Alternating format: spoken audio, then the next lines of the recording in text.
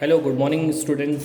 आज हम करने वाले हैं व्याकरण रत्नालोक यानी कि हिंदी सेकंड की आप सभी बुक निकाल लो। यही व्याकरण रत्नालोक भाग 1, ठीक है। इसके अंदर देखो हमें आज स्टार्ट हम करने वाले हैं चैप्टर नंबर 3 वर्ण विचार। इसमें आपने पहला नंबर चैप्टर जो है वो विभिन्न प्रकार की ध्वनियाँ ये आपने कर ही लिया था, और सेकेंड नंबर जो भाषा है ये भी आपने कर लिया था।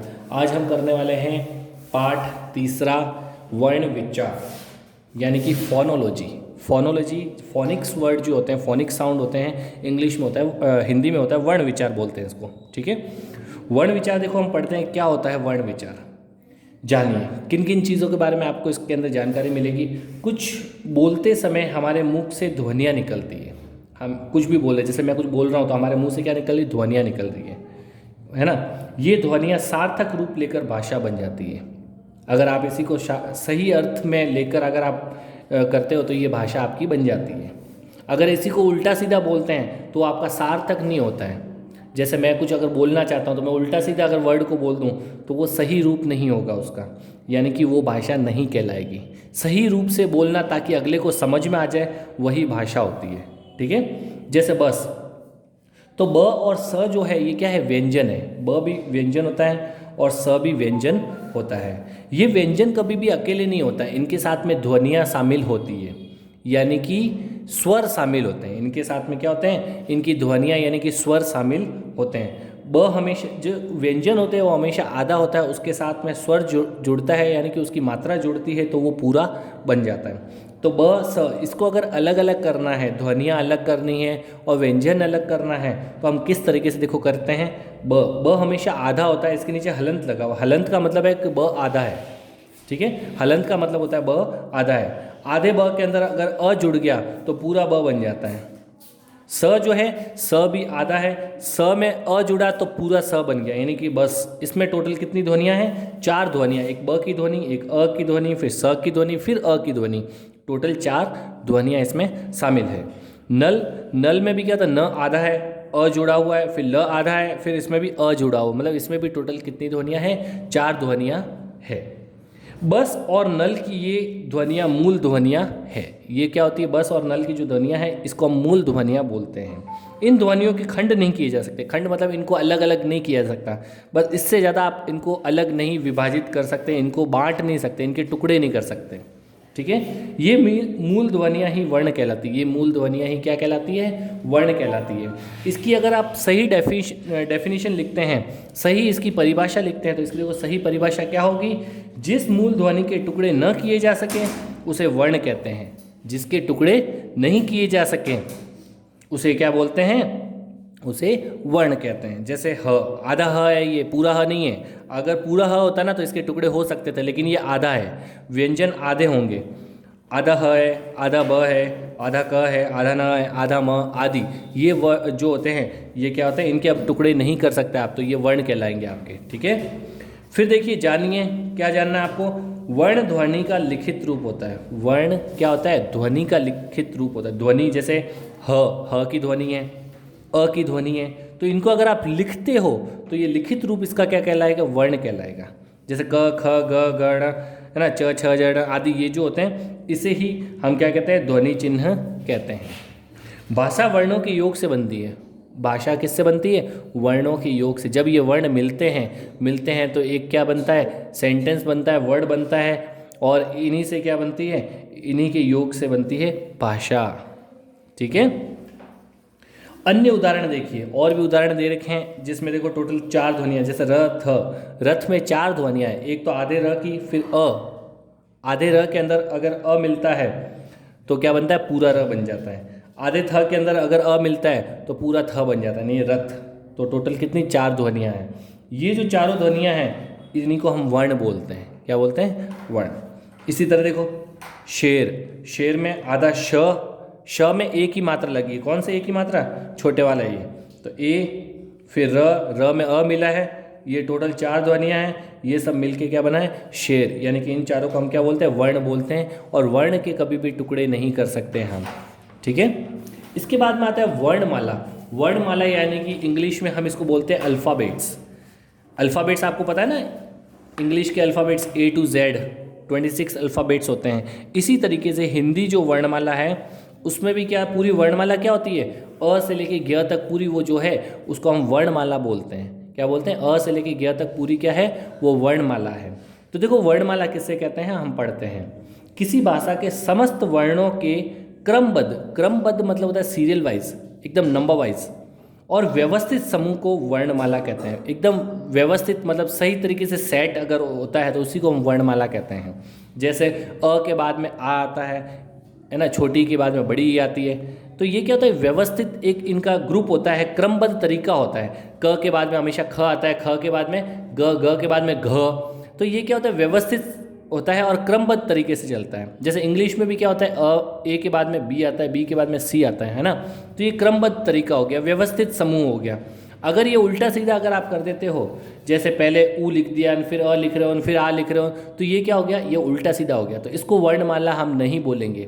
वर्णमाला हम किसको बोलते हैं, जिसमें प्रॉपर क्रमबद्ध तरीके से पूरा व्यवस्थित तरीके से अगर लिखा जाता है तो उसी को हम वर्णमाला बोलते हैं। हिंदी वर्णमाला देखो इस तरीके से देखिए, जिसमें स्वर होते हैं, स्वर जैसे अ आ ई, बड़ी ऊ, छोटा ऊ, बड़ा ऊ, है ना, ऋ से ऋषि, ए आई ओ औ, ये जो होते हैं ये स्वर होते हैं। इन स्वरों के साथ में देखो अगोह वाह, ये अलग होते हैं, ये भी स्वर होते हैं लेकिन इनको अगो वाह अलग कर दिया गया है। जैसे अंग, न की मात्रा जो लगती है अंग, है ना, या अहाँ, ये अगो वाह कहलाते हैं। और व्यंजन जो होते हैं जैसे क ख ग, ये जो होते हैं ये ह तक पूरा, क से लेके ह तक ये पूरे व्यंजन होते हैं। क्या होते हैं, व्यंजन। ये स्वतंत्र व्यंजन होते हैं। ये क्या होते हैं, स्वतंत्र व्यंजन। इसके बाद में आता है संयुक्त व्यंजन। संयुक्त व्यंजन क्या होता है, ये दो या दो से अधिक व्यंजन को मिलकर बनते हैं। ये तो स्वतंत्र थे और ये दो या दो से अधिक व्यंजनों को मिलाकर बनाते हैं, जिसको हम बोलते हैं संयुक्त व्यंजन। संयुक्त का मतलब ही क्या होता है, मिलाकर व्यंजन बने हुए। जैसे क्षत्रिय, त्र, ज्ञ, श्र, ये क्या होता है, दो या दो से अधिक व्यंजनों को मिलाकर बनाते हैं। अभी इस चैप्टर में आपकी बताया हुआ नहीं है कि कौन से मिलेंगे तो क्या बनेगा। ये अगर आपकी नेक्स्ट क्लास आएगी उसके अंदर ये सारी चीज़ आएगी, तब मैं आपको उसमें बता दूंगा कि कैसे मिलकर बनते हैं और किससे मिलकर ये संयुक्त व्यंजन बने हैं। इसके बाद में देखिए आगे, अनुस्वार और अनुनासिक, यानी कि नासल एंड सेमीनासल, यानी कि अनुस्वार एंड अनुनासिक। देखो क्या होता है, अनुस्वार क्या होता है, अनुस्वार क्या होता है, बोलते समय अनुस्वार ध्वनि नाक से निकलती है। जो ध्वनि नाक से निकलती है उसको अनुस्वार बोलते हैं। जैसे आप सिर बिंदी, देखो इसका चिन्ह क्या होता है, सिर बिंदी होती है ऊपर की तरफ। जैसे पंख, पंख में जो ध्वनि है नाक से निकले। कंस, हंस, पंख, बंदर, कंगा, घंटा, शंख, पंजा, इसमें नाक से ध्वनि निकल रही है, तो ये क्या है, अनुस्वार है। ठीक है, ये अनुस्वार है। निम्नलिखित शब्दों को बोलिए और बिंदु के उच्चारण में गले से निकलने वाली वायु को नाक के मार्ग से निकलते हुए अनुभव कीजिए। यानी कि गले से लेकर और नाक के जरिए बाहर निकलती है। गले से ध्वनि आती है और नाक के जरिए क्या आती है, वो ध्वनि बाहर आती है, तो उसको अनुस्वार बोलते हैं। और इसको आप प्रैक्टिस करोगे तो आपको खुद को पता चल जाएगा कि मेरी जो अंदर से ध्वनि है वो कहाँ से निकल रही है। इसको आपको बोलकर प्रैक्टिस करनी पड़ेगी, तब आपको पता चलेगा, ऐसे पता नहीं चलेगा। इसके बाद आता है अनुनासिक। अनुनासिक में क्या होता है, बोलते समय अनुनासिक ध्वनि नाक और मुंह दोनों से बाहर आती है। नाक से भी और मुंह से, दोनों से बाहर आती है, उसको बोलते हैं, है ना, चंद्र बिंदु। चंद्र बिंदु जो लगाते हैं ना, वो चंद्र बिंदु जो होती है इसका ध्वनि चिन्ह होता है। जैसे कि ऊंट, तो इसमें दोनों मुंह से भी आ रही है, नाक से भी आ रही है। मुंह, चांद, सांप, अंगूठा, है ना, बांस, कुआ, गेहूं, ये जो होते हैं इनमें दोनों से ध्वनि बाहर आती है। इसके बाद में आता है लिपि यानी स्क्रिप्ट। लिपि यानी कि लिखना, ठीक है। ध्वनि चिन्ह जैसे वर्ण लिखने की रीति लिपि कहलाती है। इन ध्वनियों को आप अगर लिखित रूप में लिख लेते हो ना, तो वो ध्वनि लिपि होती है। जो आप बोल रहे हो, जैसे ध्वनि जो बोल रहे हो आप, इन ध्वनियों को अगर आप लिख लेते हो कहीं पर, तो वो क्या कहलाएगी, लिपि। ठीक है, वर्ण को लिखने की रीति क्या कहलाती है, लिपि कहलाती है। प्रत्येक भाषा की लिपि को विशेष नाम दिया गया। प्रत्येक भाषा की जो लिपि होती है उसको अलग अलग नाम दिए। जैसे हिंदी भाषा की होती है देवनागरी, और है ना, संस्कृत की भी देवनागरी होती है, और इंग्लिश की होती है रोमन, है ना। तो इस तरीके से क्या होती है, प्रत्येक भाषा को लिखने के लिए उनकी अलग अलग लिपि होती है, उनका अलग अलग नॉलेज होता है, ज्ञान आपको लेना पड़ता है। हिंदी भाषा की लिपि का नाम होता है देवनागरी। क्या नाम होता है? देवनागरी। ठीक है, तो ये आपको एक चैप्टर दे रखा है, ये आपको अच्छे से करना है, समझना है। और अब हम इसके करते हैं प्रश्न उत्तर। अब देखो इसके प्रश्न उत्तर, अभ्यास प्रश्न, निम्नलिखित प्रश्नों के उत्तर लिखिए, जिसमें सबसे पहला है वर्ण किसे कहते हैं। तो इसकी परिभाषा आप पीछे से देख के भी लिख सकते हो। ठीक है, पीछे देख लेना, उसमें लिखा हुआ है जिस मूल ध्वनि के टुकड़े न किए जा सके उसे क्या कहते हैं? वर्ण कहते हैं।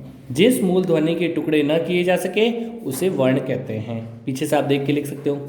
वर्णमाला किसे कहते हैं? तो किसी भाषा के समस्त वर्णों के क्रमबद्ध और व्यवस्थित समूह को वर्णमाला कहते हैं। जैसा कि मैंने अभी आपको बताया था, किसी भाषा के समस्त वर्णों के क्रमबद्ध एवं व्यवस्थित समूह को वर्णमाला कहते हैं। ये भी पीछे लिखी हुई है, आप देख के लिख लेना अच्छे से। अनुस्वार किसे कहते हैं? तो अनुस्वार की भी पीछे लिखी हुई है। बोलते समय अनुस्वार ध्वनि नाक से निकलती है। कहाँ से? नाक से। और अनुनासिक किससे कहते हैं? तो अनुनासिक में क्या होगा? बोलते समय अनुनासिक ध्वनि नाक और मुंह दोनों से बाहर निकलती है। अनुस्वार में तो नाक से ध्वनि निकलती है और अनुनासिक में नाक और मुंह दोनों से बाहर निकलती है।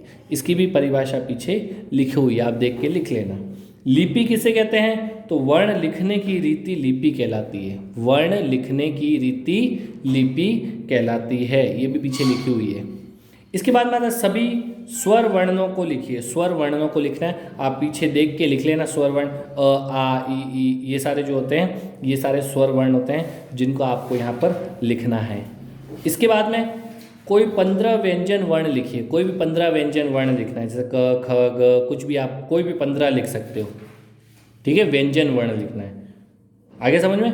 व्यंजन वर्ण, ये स्वर वर्ण और ये व्यंजन वर्ण 15 लिखने हैं यहाँ पे आपको। ठीक है, इसके बाद में आते हैं आगे, चित्रों को पहचान कर इनके नाम लिखने हैं। जैसे सबसे पहले आता है कंघा। क्या होता है? कंघा, ऊपर बिंदी लगी हुई है। ऊंट, ऊंट में देखो चंद्र बिंदु आता है। ऊंट। पंख, पंख में सिर्फ ऊपर बिंदी लगती है यहाँ पे, पंख।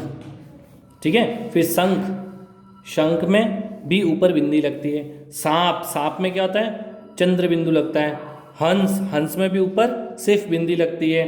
बंदर, बंदर में भी सिर्फ ऊपर बिंदी लगती है। चांद, चांद में चंद्र बिंदु लगता है। ठीक है, चंद्र और बिंदु। कंस, ये कंस है, तो कंस में सिर्फ ऊपर बिंदी लगती है। यह है दांत, दांत में क्या होता है? चंद्र बिंदु। रथ, ये बस। ठीक है, ये आपको लिखना है। और निम्नलिखित संयुक्त व्यंजनों का प्रयोग करते हुए 3-3 शब्द लिखने हैं। संयुक्त व्यंजन जो मैंने आपको बताया था, 2 या 2 से अधिक व्यंजनों को मिलाकर बनते हैं व्यंजन, वो संयुक्त व्यंजन कहलाते हैं। जैसे श, कक्षा, नक्श, पक्ष। आप अपने हिसाब से भी अगर आपको कुछ आता हो तो वो भी लिख सकते हो। ये इससे श से मिलते हुए वर्ड लिखने हैं। कौन कौन से वर्ड बनते हैं? कक्षा, नक्श लिख दिया, पक्ष लिख दिया, या आपको भी कोई नया वर्ड आता हो तो वो भी आप अपने हिसाब से लिख सकते हो। त्र, त्र से पत्र, मित्र, छात्र, है ना, ये लिख सकते हो। य से यज्ञ, ज्ञान, विज्ञान, आप अपने हिसाब से भी इसमें लिख सकते हैं। इसके बाद में आता है श्र, श्र से श्रम, मिश्रण या परिश्रम, है ना, ये आप अपने हिसाब से ये भी लिख सकते हैं। तो ये था आपका चैप्टर जिसके प्रश्न उत्तर हमने किए।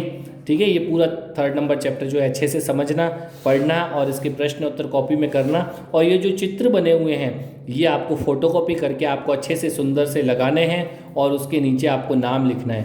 पूरा अच्छे से करना। और सैटरडे को सबकी कॉपियाँ चेक होती है ना, तो सैटरडे को आपकी सबकी कॉपी स्कूल में भेज देना ताकि आपकी समय से कॉपी चेक हो जाए। अगर आप नहीं भेजोगे तो आपकी कॉपी आगे चेक नहीं होगी, सैटरडे को ही कॉपी चेक होगी। ठीक है, और अगर आपकी कॉपी चेक नहीं हुई तो आपके नंबर भी कट जाएंगे, एग्ज़ाम में आपके नंबर कम आएंगे, ध्यान रख लेना। तो इसलिए आप टाइम से कॉपी चेक कराओ, टाइम से काम करो। ठीक है, और इसका वीडियो बना के या इसकी फ़ोटो खींच के आप मैडम को या मुझे आप भेज सकते हो। ठीक है, हम मिलते हैं नेक्स्ट चैप्टर में, तब तक के लिए टेक केयर, बाय बाय।